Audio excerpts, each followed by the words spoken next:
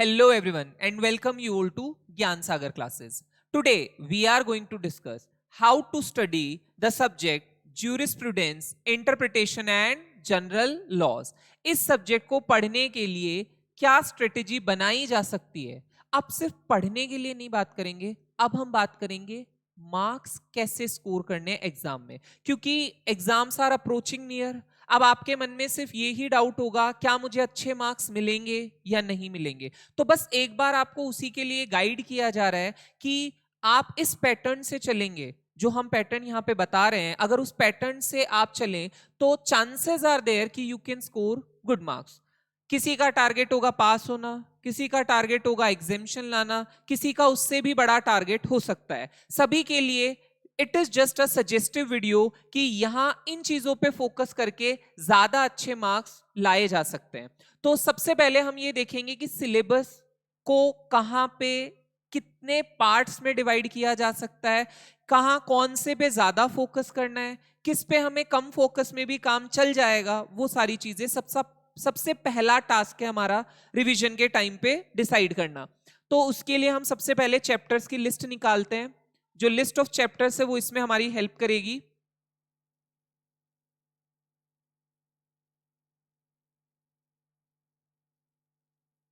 तो ये आपकी लिस्ट ऑफ कंटेंट्स आ चुका है. लिस्ट ऑफ कंटेंट्स में एज यू ऑल नो कि हमारे पास टोटल चैप्टर्स कितने बेटा? 18. जिन सब्जेक्ट्स में बेटा ऑलरेडी सेक्शंस बने हुए रहते हैं, आपको पता होता है पर्टिकुलर सेक्शन का इतना वेटेज है. अगर 5 चैप्टर्स पढ़ के मुझे 30 मार्क्स मिल रहे हो तो पहले मैं 5 चैप्टर्स पढ़ लूं ताकि मेरे वो 30 मार्क्स सिक्योर हो जाए. यहां पे इस सब्जेक्ट में दिक्कत यही आती है कि there is no section. Sections में डिवीजन कुछ भी नहीं कर रखा है. कंप्लीट 18 चैप्टर्स आर गिवन और उसमें से कहीं से कुछ भी पूछा जा सकता है. जो आपका ओल्ड सिलेबस था उसके पैटर्न के अकॉर्डिंग कई चैप्टर्स बहुत ज्यादा इंपॉर्टेंट हुआ करते थे जिनमें से 8 से 12 नंबर के क्वेश्चन पूछे जाते थे. वो अभी भी उतने ही इंपॉर्टेंट रहेंगे या नहीं, ये एग्जाम का फर्स्ट अटेम्प्ट होने पर ही पता चल सकता है. हम पास्ट एग्जाम जो पैटर्न पहले का ओल्ड सिलेबस का रहा है उसके अकॉर्डिंग ये नहीं कह सकते श्योरिटी से कि कौन सा चैप्टर ज्यादा इंपॉर्टेंट है कौन सा कम इंपॉर्टेंट है. तो इंपॉर्टेंस के अकॉर्डिंग हम एक बार के लिए छोड़ देते हैं कि हम कोई सा भी चैप्टर छोड़ेंगे नहीं, लीव नहीं करेंगे, पूरी तरह से छोड़ के नहीं जाना. But still priority can be decided. आप सीक्वेंस डिसाइड कर सकते हो कि हमें पहले कौन से पढ़ने चाहिए, बाद के लिए कौन सा छोड़ना चाहिए. तो उससे क्या होगा, जो उन चीजों पे ज्यादा फोकस करके पढ़ेंगे और जो बाद वाली चीजें अगर थोड़ा कम भी पढ़ा तो भी काम चल जाएगा. सबसे पहले जो चैप्टर्स है वो टोटल 18 है. 18 चैप्टर्स में से कुछ चैप्टर्स बहुत छोटे हैं, कुछ चैप्टर्स काफी बड़े हैं. तो ये भी एक डिलेमा हो जाता है कई बार बच्चे के लिए कि करना तो पूरा ही सिलेबस है पर मैं छोटे वाले पहले करूं या बड़े वाले पहले करूं. ये कई बार स्टूडेंट चूज नहीं कर पाता अपने लेवल पे कि बड़े चैप्टर्स को पहले उठाया जाए या छोटे को. मेरा सजेशन ये है बेटा, कॉम्बिनेशन लो. आप पूरे बड़े चैप्टर्स एक साथ करोगे, छोटे बहुत सारे छूट जाएंगे. छोटे सारे करोगे तो बड़ा एक भी नहीं कर पाओगे. इसलिए कॉम्बिनेशन में चैप्टर्स रखो, बड़ा छोटा उससे फर्क नहीं पड़ता. You just make a combination like this कि छोटे बड़े सारे चैप्टर आपके कवर हो जाए. उसी के बेसिस पे मैं यहाँ पे आपको एक स्ट्रेटेजी बता रहा हूँ, एक ऐसी टिप दे रहा हूँ जिससे कि आप रिलेटेड चैप्टर्स को साथ में पढ़ सकते हो. मैं इंपॉर्टेंस के बेसिस पे नहीं बता रहा कि वो ज्यादा इंपॉर्टेंट है. हम रिलेट करके अगर पढ़ते हैं तो काफी सारी चीजें हमारे लिए और ज्यादा अच्छी निकल करके आती है. सबसे पहले मैं रिलेट करना चाहूंगा 2-3 चैप्टर्स को जो आपका पहला पार्ट बन सकता है. हम रेगुलर क्लासेस में सीक्वेंस में भी इन्हीं चैप्टर्स को पहले लेते हैं ताकि बच्चे रिलेट करके पढ़ सके. जैसे आप सिविल लॉ से रिलेटेड अगर चैप्टर्स देखो तो यहाँ पे बेटा आपका law of torts civil law में आता है. फिर उसके बाद law relating to civil procedure, ये भी सिविल से रिलेटेड ही मैटर कहलाएगा. तो ये 2 चैप्टर्स आपके किससे हो गए रिलेटेड? सिविल लॉ से रिलेटेड हो गए. किससे रिलेटेड हो गए बेटा? सिविल लॉ से. तो आप इन दोनों का कॉम्बिनेशन रख सकते हो. अब इसमें देखा जाए तो लॉ ऑफ टोर्ट छोटा चैप्टर है और कंपैरेटिवली सीपीसी काफी बड़ा है, तो कॉम्बिनेशन में भी ठीक रहेगा कि आप दोनों चैप्टर्स को साथ में कर लें. तो ये पहला कॉम्बिनेशन मैंने आपको बताया कि these 2 chapters should be done at the same time in the sense कि दोनों को साथ में एक के बाद एक कर सकते हैं आप आराम से। फिर उसके बाद नेक्स्ट आप कौन से चैप्टर उठाएं कि मैं प्रायोरिटी में फिर कौन से चैप्टर लूं, फिर आपकी नेक्स्ट जो प्रायोरिटी जाएगी वो किन चैप्टर्स पे जाएगी वो मैं बता देता हूं। अब आपको करना है बेटा 2 चैप्टर्स यहां से 14 एंड 15 आरटीआई और आईटी एक्ट, ये 2 चैप्टर्स आप इजीली कर सकते हो आराम से, ये 2 चैप्टर्स हो जाएंगे। ये दोनों ही छोटे चैप्टर्स है, ये दोनों ही चैप्टर्स काफी छोटे हैं, बहुत ज्यादा बड़े नहीं है, इनको भी आप आराम से साथ में कंबाइन करके पढ़ सकते हो। कंबाइन करना इन द सेंस ये मतलब नहीं है कि एक इसका पढ़ा टॉपिक एक उसका पढ़ा, नहीं, इनको दोनों को साथ में कर लो। मतलब जब आप बैठोगे एक साथ पढ़ने के लिए तो ये चैप्टर होते ही आप ये चैप्टर साथ में आईटी एक्ट वाला कर सकते हो। तो ये दूसरा आपका कॉम्बिनेशन हो गया। अब जो आगे हम बढ़े तो जैसे मैंने सिविल लॉ बता दिया, फिर ये अदर लॉज में आप काउंट कर सकते हो, ये सिविल से ही रिलेटेड वैसे माने जा सकते हैं, इसमें तो खैर क्राइम भी आ जाता है आईटी एक्ट में तो, लेकिन फिर भी ये अदर लॉज में आप ले सकते हो। अब हम बात करेंगे क्रिमिनल लॉ पढ़ने की कि अब अगर मेरा टारगेट है कि मुझे क्रिमिनल लॉ की चीजें पढ़नी है तो फिर बेटा आप 2 चैप्टर सीक्वेंस में जो साथ में रखेंगे that is 7 and 8। Why chapter 8 is included? Because evidence is also a very important part of criminal law. Criminal law का बहुत इंपॉर्टेंट पार्ट है, ऑल्दो वो सिविल में भी काम आता है लेकिन क्रिमिनल में ज्यादा काम आता है। तो इन 2 चीजों को आप साथ में पढ़ेंगे तो ये आपका क्रिमिनल लॉ का मैटर आपका यहां से कवर हो जाएगा। ठीक है, 18 में से 6 चैप्टर का हम अभी डिस्कस कर चुके हैं कि 6 चैप्टर्स हमें कैसे पढ़ने हैं वो समझ में आ गया। What about the remaining 12 chapters, अब हम उनका भी देख लेते हैं। कुछ चैप्टर कंप्लीटली थियोरिटिकल है, कंप्लीटली थियोरिटिकल, जिनमें कोई प्रैक्टिकलिटीज या केस लॉज भी बहुत ज्यादा नहीं दे रखे, सेक्शंस प्रोविजंस कुछ भी नहीं दे रखे, उन चैप्टर्स को हम लास्ट के लिए रखेंगे, उसको हम पहले सीक्वेंस में कभी भी नहीं लाएंगे। जैसे sources of law, administrative law, in chapters को कभी भी हम सीक्वेंस में पहले नहीं रखेंगे। अब आप सीधे आ जाओ बेटा चैप्टर नंबर 16 पे, कॉन्ट्रैक्ट लॉ। कौन सा लॉ बेटा? Contract law. अपने आप में बहुत बड़ा चैप्टर है, इसको किसी के साथ नहीं पढ़ना है, इसको इंडिविजुअल ही पढ़ना है, इंडिविजुअली ही पढ़ना है इस चैप्टर को, क्योंकि ये काफी बड़ा चैप्टर है, इसको आपको करने में टाइम भी लगेगा। बहुत सारे प्रोविजंस इसमें दिए हुए हैं, कॉन्ट्रैक्ट के टाइप्स वगैरह दिए हुए हैं, तो सारा आपको एक साथ नहीं समझ में आएगा, आपको थोड़ा इसको टाइम देना पड़ेगा। तो कॉन्ट्रैक्ट लॉ इंडिविजुअली आप अलग से ही करेंगे। पर याद रखना इसके बाद वाला सीक्वेंस इज वेरी इंपॉर्टेंट कि कौन सा चैप्टर ऐसा है जो मैं कॉन्ट्रैक्ट लॉ किए बिना कर ही नहीं सकता, जहां मुझे कॉन्ट्रैक्ट लॉ आना ही चाहिए तभी मुझे वो चैप्टर समझ में आएगा। तो जो कॉन्ट्रैक्ट लॉ आपने पढ़ लिया उसके बाद आप किन चैप्टर्स को पढ़ सकते हो वो मैं बताऊंगा। तो सबसे पहले हम लिखते चलते हैं यहां पे ताकि हम भूले ना वो चीज। सबसे पहले मैंने सीक्वेंस में बेटा आपको स्टेप 1 में पहली प्रायोरिटी हमने किसको दी थी? सिविल लॉ को। पहली प्रायोरिटी में हमने सिविल लॉ में कौन कौन से चैप्टर किए? चैप्टर 5 एंड 6, ये 2 चैप्टर्स मैंने सीक्वेंस में लिए। फिर मैंने लिया अदर लॉज में, मैंने कहा अदर लॉज में से हम क्या कर सकते हैं? चैप्टर 14 एंड 15 हमने ले लिए। फिर हमने बात की थर्ड स्टेप में क्रिमिनल लॉ की। क्रिमिनल लॉ में मैंने ले लिया कौन सा चैप्टर बेटा? Chapter number 7 and 8। आपका चैप्टर कौन से थे बेटा? 2, 7 और 8, जो आपका क्राइम से रिलेटेड प्रोसीजर है। तो आपके आ गए चैप्टर 7 एंड 8। फिर मैंने कहा आपको कॉन्ट्रैक्ट अकेले ही पढ़ना है, किसी के साथ नहीं पढ़ना, तो आपका फिर कॉन्ट्रैक्ट लॉ जो आपका है चैप्टर 16 वो आपका सीक्वेंस में यहां पे आ जाएगा। अब देखो आगे का सीक्वेंस जो कॉन्ट्रैक्ट से रिलेटेड वाले चैप्टर है, जिनमें कॉन्ट्रैक्ट एक्ट आए बिना आपको कुछ आ ही नहीं सकता, वो आप देख लो। तो वो चैप्टर आपके कौन से हैं बेटा? एक तो ये है 17 law relating to sale of goods, SOGA, ठीक है। और उसके बाद आपका law relating to specific relief. ये 2 छोटे ही चैप्टर है, बहुत ज्यादा बड़े नहीं है। This one is also small and this is also very small. इनमें आप फिर इन दोनों चैप्टर्स को उठा सकते हो 9 एंड 17, क्योंकि इनमें कॉन्ट्रैक्ट इज द बेस, इनका बेस कॉन्ट्रैक्ट ही है। इसमें भी और इसमें भी कॉन्ट्रैक्ट की काफी सारी चीजें आपको देखने के लिए मिलेगी। तो इन दोनों को आप कॉन्ट्रैक्ट के बाद ही कर सकते हो, पहले कभी भी नहीं कर सकते। तो यहां पे आप 5th में डाल सकते हो आपके ऐसे चीजें जो रिलेटेड है किससे, कॉन्ट्रैक्ट लॉ से, जो आपके दो है स्पेसिफिक रिलीफ और सेल ऑफ गुड्स। तो चैप्टर 9 और चैप्टर नंबर 17, एक बार मैं रिकन्फर्म कर लेता हूं, यही है चैप्टर नंबर 9 और 17। ये आपके चैप्टर्स हो गए कॉन्ट्रैक्ट लॉ के बाद करने के, क्योंकि इनमें बेस आपका कॉन्ट्रैक्ट ही रहेगा, तो इसके बिना आप इन चैप्टर्स को कर ही नहीं सकते।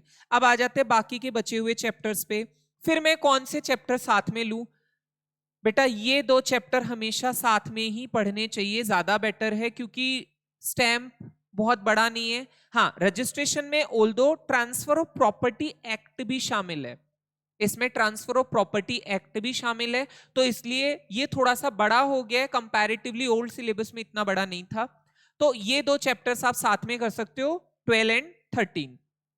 तो आप इसमें दोनों करेंगे, चैप्टर 12 एंड 13 को मैंने जो रेगुलर क्लास में भी डिवाइड करवाया था दो पार्ट में, 1 और 2, एक रजिस्ट्रेशन एक्ट और एक ट्रांसफर ऑफ प्रॉपर्टी एक्ट। तो आप देख लेना दोनों साथ में ही करने। तो एक तरह से देखा जाए तो दीज आर 3 टॉपिक्स, 3 टॉपिक है ये, स्टैंप है, रजिस्ट्रेशन एक्ट है और साथ में आपका ट्रांसफर ऑफ प्रॉपर्टी एक्ट है। तो ये तीनों एक्ट आप साथ में आराम से पढ़ सकते हो। अब देख लेते हैं एक बार हमारे कितने चैप्टर्स हो गए, 2 to 4, 5, 6, 7, 8, 9, 10 and 11। Now 7 chapter are still remaining. अब आप 7 चैप्टर में क्या कर सकते हो, कौन सा और हम सीक्वेंस बनाएं? तो इसमें आप ले सकते हो, अब नेगोशिएबल इंस्ट्रूमेंट कर सकते हो और साथ में लिमिटेशन एक्ट ले सकते हो। ये दोनों भी आसान चैप्टर्स है, काफी इजीली हो जाएंगे। लिमिटेशन एक्ट आप चाहो तो सिविल वाले के साथ भी कर सकते हो, उसमें भी ऐड कर लोगे तो चल जाएगा, पर ज्यादा बेटर है क्राइम पढ़ने के बाद कर लो। तो इसको हम नेगोशिएबल के साथ डाल देते 10 और 18 में। तो अब आपके चैप्टर आएंगे 10 एंड 18, ये दो चैप्टर्स आपके साथ में हो गए। फिर उसके बाद बचता है आपका आर्बिट्रेशन, मीडिएशन एंड कॉन्सिलिएशन। ये भी थोड़ा थोड़ा सिविल से ही रिलेटेड है, क्योंकि क्राइम तो इसमें आता नहीं है। तो आप इसको चाहो तो यहाँ पे इनके साथ सिविल लॉ में ही साथ में पढ़ लो तो ज्यादा बेटर है। तो आप चैप्टर नंबर 13 को मैं शुरू में ही डाल देता हूँ सिविल लॉ के साथ में। जब आप 5 और 6 चैप्टर करेंगे तो आप आर्बिट्रेशन वाले को इसी के साथ में कर सकते हो, क्योंकि इसमें क्राइम का कुछ लेना देना है ही नहीं। तो आप इसको यहीं पे कंप्लीट करके छोड़ सकते हो आर्बिट्रेशन वाले चैप्टर को। अब बचता है आपका ऊपर का पोर्शन बच गया है, नीचे का पूरा एज सच कंप्लीट हो गया है,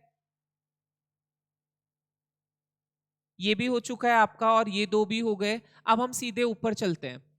ऊपर बच गए हैं आपके 4 चैप्टर्स। अब इन 4 चैप्टर्स में हम कैसे क्या क्या पढ़ें?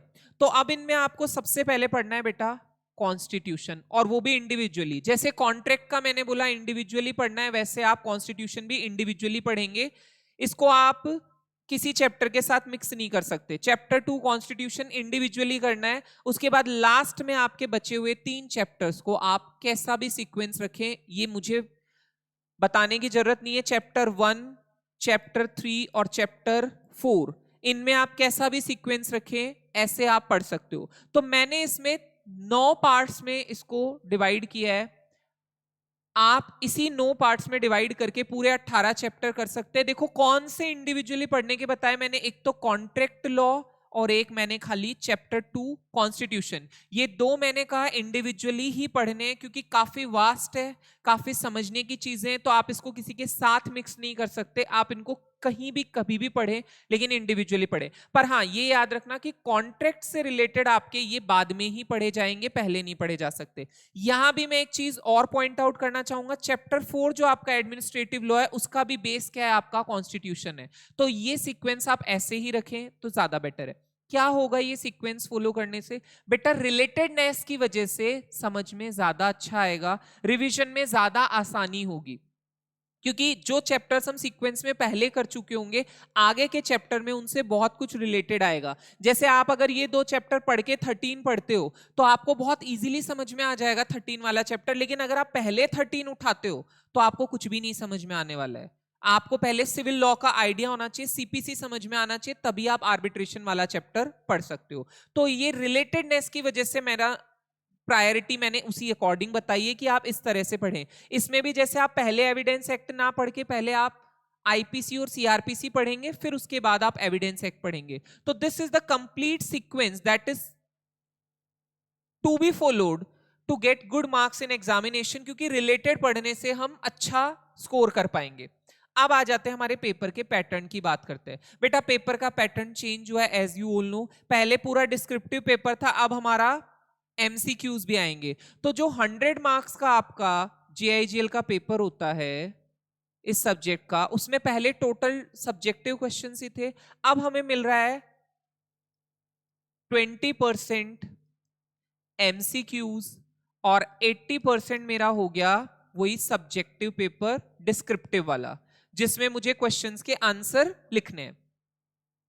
अब ये एमसीक्यूज के लिए सबसे पहले कितने एमसीक्यू आएंगे सर, हमें यही नहीं पता, तो आप मानो कितने एमसीक्यू आएंगे, 10 एमसीक्यूज, 2 मार्क्स ईच, 2-2 नंबर के। अब खाली टिक करने का बेटा 2 नंबर नहीं मिलेगा, आपको जस्टिफाई भी करना पड़ेगा कि why this is the correct answer, तो इसलिए 2 मार्क्स ईच, तो 10 इंटू 2 20 हो गए। अब बाकी बचे सब्जेक्टिव पेपर। तो पहले इस सब्जेक्ट में अलग अलग वेटेज के क्वेश्चंस आया करते थे, 4, 5 और 8। अब इन्होंने जो पैटर्न दिया है उसमें ओनली 4 मार्क्स के क्वेश्चन है, 4-4 नंबर के ही क्वेश्चन आएंगे। आपको टोटल कितने क्वेश्चन अटेम्प्ट करने रहेंगे, 20 अटेम्प्ट करने रहेंगे। 2 में आपको इंटरनल चॉइसेस मिलेगी, तो आपका 20 इंटू 4 ये टोटल 80 मार्क्स हो जाता है, और 2 में इंटरनल चॉइस मिलेगी। वो हम पेपर का पैटर्न देखेंगे तब समझ में आ जाएगी चीज। तो एक बार मैं पेपर का आपको पैटर्न दिखा देता हूं जो आपके मॉड्यूल के एंड में दिया हुआ है। मॉड्यूल के एंड में ही आपको पेपर का पैटर्न दिया हुआ है, उसके अकॉर्डिंग वी कैन डिसाइड कि हाँ इस तरह का कुछ आपका रहेगा पेपर।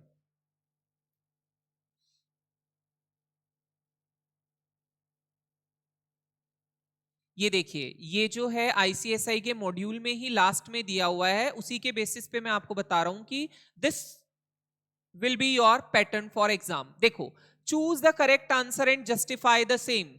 और कितना वेटेज है बेटा, 20 मार्क्स के ये क्वेश्चन दिए गए हैं, आप नीचे देख सकते हो। 10 क्वेश्चन आपके, 10 क्वेश्चन आपके आए हुए हैं, और 10 क्वेश्चन में आपको वेटेज कितना मिल रहा है, 20 मार्क्स मिल रहा है, 2 मार्क्स ईच। तो ये 20 मार्क्स के आपके एमसीक्यूज हो गए। उसके बाद जो आप देखोगे तो इसमें सिर्फ और सिर्फ आपको 4 मार्क्स के ही क्वेश्चन मिलेंगे। देखो इसमें भी 4 मार्क्स ईच, ठीक है। फिर उसके बाद इंटरनल चॉइस आ गई, question 3 and 3A।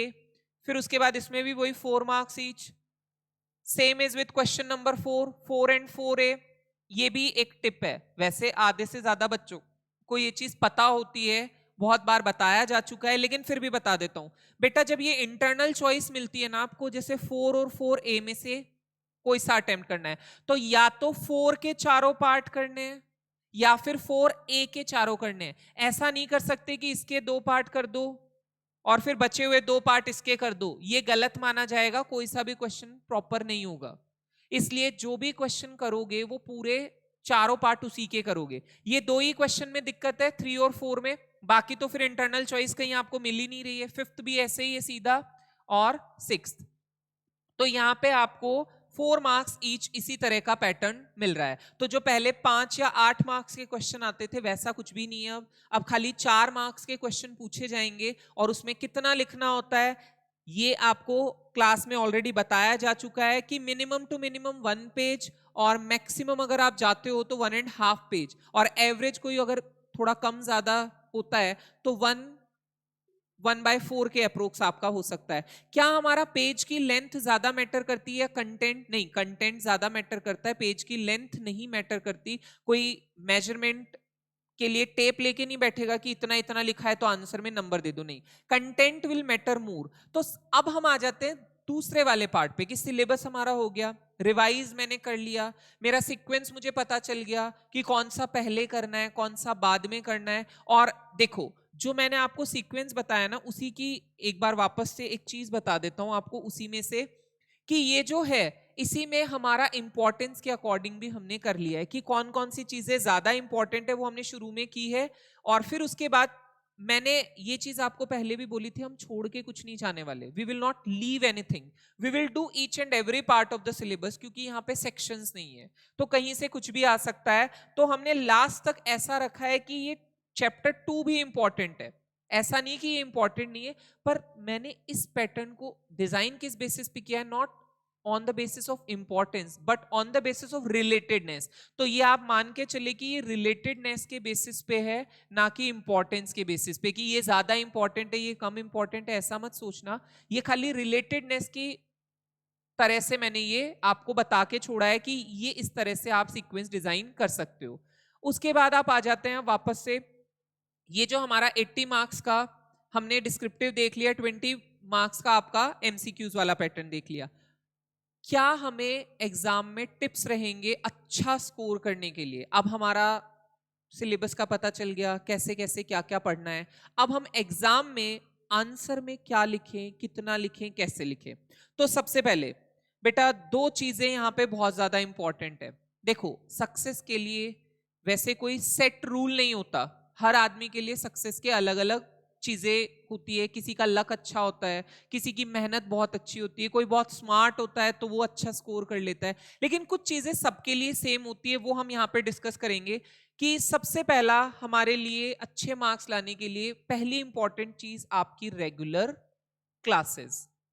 If you are taking classes from anywhere, तो आपकी वो क्लासेस रेगुलर रही हो। रेगुलर इन द सेंस कि आप एक दिन गए 4 दिन नहीं गए, वो नहीं, आपने रेगुलर क्लासेस अटेंड किए, whether in online offline mode, recorded mode, कैसे भी लिए रेगुलर क्लासेस लिए। और if you are in self study तो भी आप रेगुलर रहे हो। फिर उसके बाद दूसरी चीज जो काम आती है दैट इज रिविजन। ये बेटा रिवीजन बहुत जरूरी है, इसके लिए हमारा मैराथन आया हुआ है। मैराथन रिवीजन में हम भी आपकी हेल्प करते हैं कि कैसे पढ़ना है उन्हीं चीजों को जो ऑलरेडी आप रेगुलर क्लास में पढ़ चुके हो। तो वो मैराथन आपका हो चुका है। देन जो तीसरी इंपॉर्टेंट चीज आती है that is answer writing practice. कई बार बेटा ये दोनों चीजें होने के बावजूद बच्चा पास तो हो जाता है पर बहुत अच्छे मार्क्स नहीं ला पाता, just because of this thing, answer writing. अब ये आंसर राइटिंग हमें कैसे करनी होती है, क्या इसका स्टैंडर्ड कोई पैटर्न होता है, या फिर क्या इसमें और गुंजाइश है कि हम जितना अच्छा कर रहे हैं उससे भी अच्छा किया जा सकता है, कि ये यहाँ पे बहुत इंपॉर्टेंट रोल प्ले करता है। तो यहाँ आंसर राइटिंग में मैं कुछ टिप्स दूंगा आपको कि आप कैसे आंसर लिखें कि जिससे आपको अच्छे मार्क्स मिल सकते हैं एग्जाम में। सबसे पहली चीज, कोई भी आप क्वेश्चन उठाओ, कहीं से भी ले लो क्वेश्चन, उससे कोई फर्क नहीं पड़ता, बस आपको पैटर्न समझना है कि कैसे आंसर लिखना है। अब देखो, enumerate essentials of a decree under the code of civil procedure. अब ये सीपीसी से क्वेश्चन आपको मिला हुआ है, 4 मार्क्स का बेटा क्वेश्चन है। पूछ क्या रहा है? एसेंशियल्स ऑफ अ डिक्री, एक डिक्री के एसेंशियल्स क्या है। बच्चे क्या करते हैं? Most of the students do this thing only. Answer, वो नंबर कौन सा था बेटा क्वेश्चन का? 6C। ये लगाया 6C और फटाफट से आंसर लिखना शुरू किया, असेंशियल्स ऑफ डिक्री। डिक्री के एसेंशियल्स बोले और फर्स्ट पॉइंट बनाया, रिटर्न होना चाहिए, ठीक है। फिर फॉर्मल एक्सप्रेशन होना चाहिए, ये लिखना शुरू किया और ऐसे ही करते करते जो भी पॉइंट्स थे वो लिख के खत्म, डन। मेरी तरफ से तो मेरा आंसर कंप्लीट है और मुझे एक्सपेक्टेशन ये है कि मुझे पूरे मार्क्स मिलेंगे। बेटा नहीं मिलेंगे, एवरेज मिलेंगे, 2 से ज्यादा नहीं मिलेंगे। क्यों नहीं मिलेंगे? तुमने बताया ही नहीं डिक्री क्या होती है। सर पूछा ही नहीं मुझसे, तो एसेंशियल पूछे थे डिक्री के, यही तो पूछा है ना भाई। तुम यही कहोगे एन्यूमरेट एसेंशियल ऑफ डिक्री, मुझे डिक्री तो डायरेक्टली किसी ने पूछा नहीं। बट बेटा एग्जामिनर ये चाहता है तुमसे कि just introduce the thing, then after start writing about the thing. तो सबसे पहले हम डिफाइन करेंगे डिक्री क्या है। तो आप डिक्री का सेक्शन ऑर्डर नहीं याद है, कोई बात नहीं है, आप उसको आंसर में सबसे पहले क्या डिफाइन करेंगे, व्हाट इज अ डिक्री। अब डिक्री को आपने डिफाइन किया, बहुत ज्यादा नहीं करना बेटा, सिर्फ 2 to 3 लाइंस शुरू किए, 2-3 लाइनों में आप डिक्री को डिफाइन करेंगे। फिर उसके बाद लिखेंगे असेंशियल्स ऑफ डिक्री, डिक्री के क्या असेंशियल है। अब देखो यहां बच्चा आलस किस चीज का करता है, जैसे वहां मैंने आपको पुराना वाला आंसर जो ये दिखाया, इसमें मैंने लिखा रिटर्न होना चाहिए। बेटा नोट्स में ऐसे चल जाता है, एग्जाम में ऐसे नहीं चलता है, नहीं चलता है। एग्जाम में खाली रिटर्न नहीं लिखना है, आपको क्या लिखना है? आपको लिखना है it must be in a written form. और फिर क्या करना है, रिटर्न को अंडरलाइन कर देना है। क्या कर देना है, अंडरलाइन कर देना है। फिर हमें याद आया कि प्रिलिमिनरी भी हो सकती है, फाइनल भी हो सकती है, या फिर इसमें क्या लिखा हुआ आना चाहिए। तो हमें दूसरा पॉइंट मिला, डिटरमाइन राइट्स ऑफ पार्टीज। तो हम इसमें लिखेंगे डिटरमाइन राइट्स ऑफ पार्टीज। तो अब ये जो राइट्स है उसको अंडरलाइन कर दो। ये एक मैंने आपको सिर्फ एग्जाम्पल के तौर पे बताया, मैं पूरा आंसर नहीं लिख रहा हूं बेटा, बट मैं सिर्फ ये बता रहा हूं कि कोई भी क्वेश्चन का आंसर करने के लिए सबसे पहले उस चीज को इंट्रोड्यूस कर दो, देन आफ्टर उसको लिखोगे तो ज्यादा बेटर मार्क्स मिलने के चांसेस रहेंगे। क्या सर मुझे लीगल लैंग्वेज ही लिखनी होती है पूरी, क्या मैं अपनी लैंग्वेज में कुछ नहीं लिख सकता? मिसकंसेप्शन है बेटा, ऐसा कुछ भी नहीं है कि मॉड्यूल की रटी रटाई लैंग्वेज लिखनी है या आपको सारे लीगल वर्ड्स ही लिखने हैं, ऐसा कुछ नहीं होता है। आपको कुछ वर्ड्स मेन होते हैं जिनको हम कहते हैं कीवर्ड्स, जो लीगल होते हैं और जो जरूरी होते हैं उस आंसर में आना, उन पे फोकस करो, वो वाले वर्ड्स याद करो और उन्हीं को एग्जाम में भी लिखो। बाकी आपकी लैंग्वेज खुद की होगी, चलेगा, कोई दिक्कत नहीं है, आपको अच्छे मार्क्स मिल जाएंगे। What about the practical question that are asked in the exam? Practical question का हम बहुत बार ये चीज क्लास में भी बता चुके हैं, आज फिर से ये चीज बता देता हूं बेटा कि प्रैक्टिकल क्वेश्चन में आपके 3 पैराज आते हैं। 3 पैराज में सबसे पहले आप ले सकते हो प्रोविजन वाला पैरा, ऊपर सेकंड पैरा में आप ले सकते हो जो केस के फैक्ट्स दिए, और लास्ट में आपका आता है कंक्लूजन। इन दो में इंटरचेंज कर सकते हो आप, पहले बाद में कुछ भी लिख सकते हो, कोई फर्क नहीं पड़ता, लेकिन ये कंक्लूजन हमेशा लास्ट में ही आएगा। प्रोविजन कैसे लिखना होता है सर, क्या प्रोविजन को बहुत ज्यादा इलेबोरेट करना पड़ेगा? नहीं बेटा, जितना बुक में दिया हुआ है, जितना आपके नोट्स में लिखा हो उतना लिख दो, काफी है। एक्सेप्शन कहां लिखे? कई बार होता है ना, मेन प्रोविजन से रिलेटेड नहीं होता केस, केस एक्सेप्शन से रिलेटेड होता है। उस केस में मैं क्या करूं, बेटर ऑप्शन इज कि कंक्लूजन में एक्सेप्शन लिखो। क्या लिखो? कंक्लूजन में आप एक्सेप्शन लिखो, ऊपर तो मेन प्रोविजन ही लिखना, नीचे आप फिर उसको जब कंक्लूड करते हो तब आप उसका एक्सेप्शन लिख दो कि भाई मेन प्रोविजन में तो ये नहीं था, बट एक्सेप्शन में हमने ये पढ़ रखा है कि ऐसी चीज होती है, तो फिर हम उसको एक्सेप्शन को यहां डाल सकते हैं। अंडरस्टूड? ये था मेरा प्रैक्टिकल क्वेश्चन अटेम्प्ट करने का तरीका। अब बात करते हैं पेपर में कितने क्वेश्चन है बेटा टोटल? 20, 4 marks each, right? फिर उसके अलावा 20 मार्क्स एमसीक्यूज मुझे मिले हुए हैं। तो सर मैं कितना पार्ट, मतलब कितना टाइम मेरा डिवोट करूं किस पार्ट में? सबसे पहली चीज बेटा, एग्जाम का जो टोटल ड्यूरेशन है वो कितना है? 3 आवर्स का, डिवाइडेड इनटू 3 पार्ट्स। 3 पार्ट्स में डिवाइड कर लो, first hour, second hour and third hour. ये 3 पार्ट्स में डिवाइड हो गया। पहला जो आवर है उसमें अगर आपने अपना टाइम प्रॉपरली मैनेज कर लिया, बाकी के 2 आवर्स आपके इजीली मैनेज हो जाएंगे।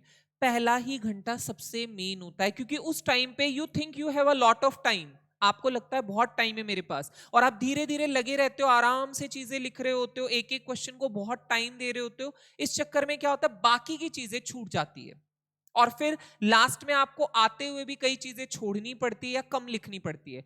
तो इसीलिए सबसे ज्यादा क्रूशियल ये वाला टाइम है। बच्चे बोलते हैं सर लास्ट वाला क्रूशियल होता है, वो तो तुम बना लेते हो बेटा, वो क्रूशियल इतना नहीं है जितना फर्स्ट आवर क्रूशियल है। Maximum people think that the last 1 hour is more crucial as compared to the initial hours. नहीं होता बेटा ऐसा।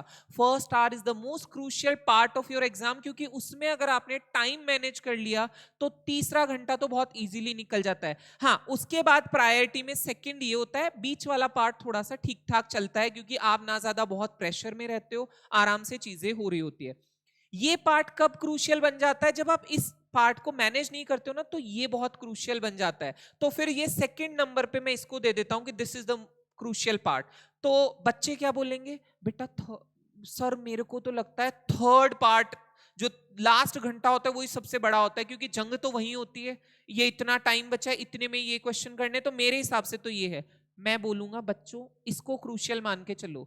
आप इसको अगर क्रूशियल मान के चलते हो, ये मानते हो कि यही मेरा करने वाला टाइम है, सबसे ज्यादा इसी में अटेम्प्ट करना है, तो ये वाले पार्ट में कुछ भी नहीं बचता है, फिर आप आराम से कर सकते हो। टॉकिंग अबाउट द एमसीक्यूज वाला पार्ट, 20% 20 मार्क्स का कितना टाइम मानते हो? 10 ही तो क्वेश्चन है बेटा। 10 क्वेश्चन में आप अब एक एक क्वेश्चन में 5 मिनट तो लगाने नहीं वाले।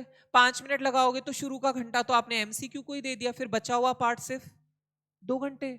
नहीं, आप 20 मार्क्स के इस पोर्शन को ज्यादा से ज्यादा मैक्सिमम कितना टाइम दोगे बेटा? सिर्फ और सिर्फ 30 मिनट्स, ओनली 30 मिनट्स मैक्सिमम बोला है मैंने, मिनिमम नहीं बोला बेटा, मैक्सिमम 30 मिनट, इससे ज्यादा का है ही नहीं। क्योंकि अगर आपको आता है तो टिक तो फटाफट हो जाएगा, जस्टिफाई आया तो ठीक है, वरना बाद के लिए छोड़ दो एक बार। अगर बाद में टाइम बचा तो जस्टिफाई करना, वरना रहने देना, क्योंकि कुछ ऐसा तो है नहीं जो 1 मिनट में याद आके लिख दोगे। अगर आता है तो तुरंत हो जाएगा। तो अगर हम देखें तो 3 मिनट हमें मिले एक क्वेश्चन के लिए, काफी है यार, बहुत ज्यादा है। पढ़ने में कितना टाइम लगता है और टिक करने में कितना लगता है? मिनिमम इसमें कितना लगाना है? मैक्सिमम मैंने बता दिया 30 मिनट, मिनिमम कितना लगाना है बेटा? मिनिमम बहुत कम नहीं होगा, 20 मिनट्स तो लगेंगे। 2 मिनट तो एक क्वेश्चन को आपको देना ही पड़ेगा, क्योंकि अगर आप 2 मिनट नहीं दोगे that means you are not reading the question properly, गलती हो सकती है। तो 2 minutes for each question minimum बोल रहा हूं, मैक्सिमम आपका 3 मिनट जाना चाहिए। ऐसे नहीं है 10 मिनट लेके बैठे रहे कि कहीं से इधर उधर से मुझे पता चल जाएगा और मुझे आ जाएगा, नहीं, ऐसा नहीं करना है।